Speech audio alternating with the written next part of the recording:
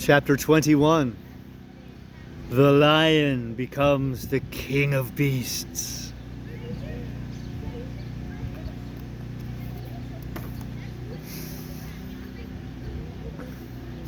After climbing down from the China Wall, the travelers found themselves in a disagreeable country, full of bogs and marshes and covered with tall, rank grass.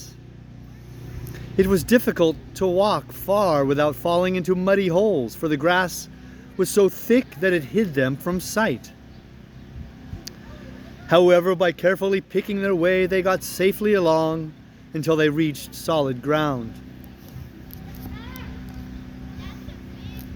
But here the country seemed wilder than ever, and after a long and tiresome walk through the underbrush, they entered another forest, where the trees were bigger and older than any they had ever seen. "This forest is perfectly delightful," declared the lion, looking around him with joy. "Never have I seen a more beautiful place." "It seems gloomy," said the scarecrow. "Not a bit of it," answered the lion. "I should like to live here all my life. See how soft the dried leaves are under your feet, and how rich and green the moss is that clings to these old trees. Surely no wild beast could wish a pleasanter home." "Perhaps there are wild beasts in the forest now," said Dorothy. "I suppose there are," returned the lion, "but I do not see any of them about." They walked through the forest until it became too dark to go any farther. Dorothy and Toto and the lion lay down to sleep, while the woodman and the scarecrow kept watch over them as usual. When morning came, they started again. Before they had gone far, they heard a low rumble, as of the growling of many wild animals.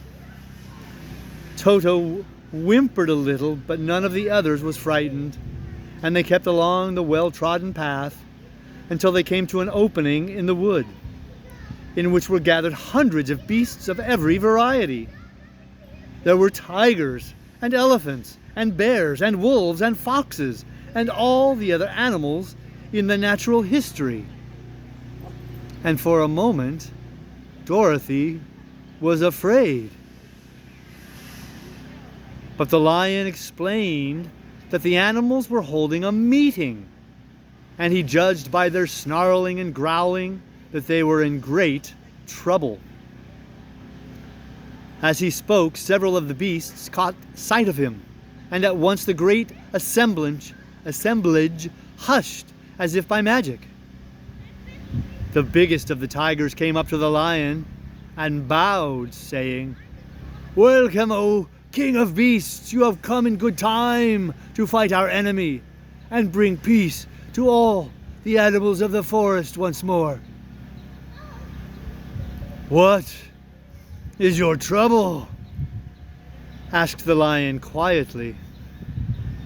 "We are all threatened," answered the tiger, "by a fierce enemy which has lately come into this forest. It is a most tremendous monster, like a great spider with a body as big as an elephant and legs as long as a tree trunk. It has 8 of these long legs, and as the monster crawls through the forest, he seizes an animal with his legs and drags it into his mouth, where he eats it as a spider does a fly.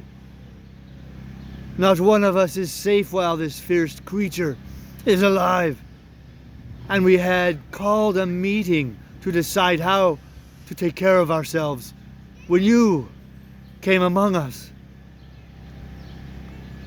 The lion thought for a moment.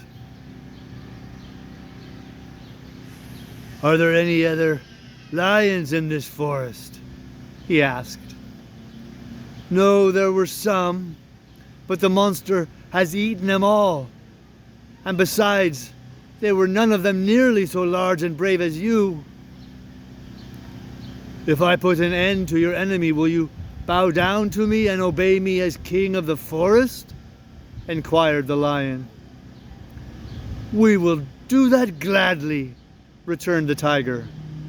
And all the other beasts roared with a mighty roar. "We will!" "Where is this great spider of yours now?" asked the lion. "Yonder among the oak trees," said the tiger, pointing with his forefoot. "Take good care of these friends of mine," said the lion, "and I will go at once to fight the monster." He bade his comrades goodbye and marched proudly away to do battle with the enemy. The great spider was laying asleep when the lion found him, and it looked so ugly that its foe turned up his nose in disgust. Its legs were quite as long as the tiger had said, and its body covered with coarse black hair. It had a great mouth with a row of sharp teeth a foot long, but its head was joined to the pudgy body by a neck as slender as a wasp's waist. This gave the lion a hint of the best way to attack the creature, and as he knew it was easier to fight it asleep than awake, he gave a great spring and landed directly upon the monster's back. But then, with one blow of his heavy paw, all armed with sharp claws, he knocked the spider's head from its body. Jumping down, he watched it until the long legs stopped wriggling, when he knew it was quite dead. The lion went back to the opening where the beasts of the forest were waiting for him, and said proudly, "You need fear your enemy no longer." Then the beasts bowed down to the lion as their king, and he promised to come back and rule over them as soon as Dorothy was safely on her way to Kansas.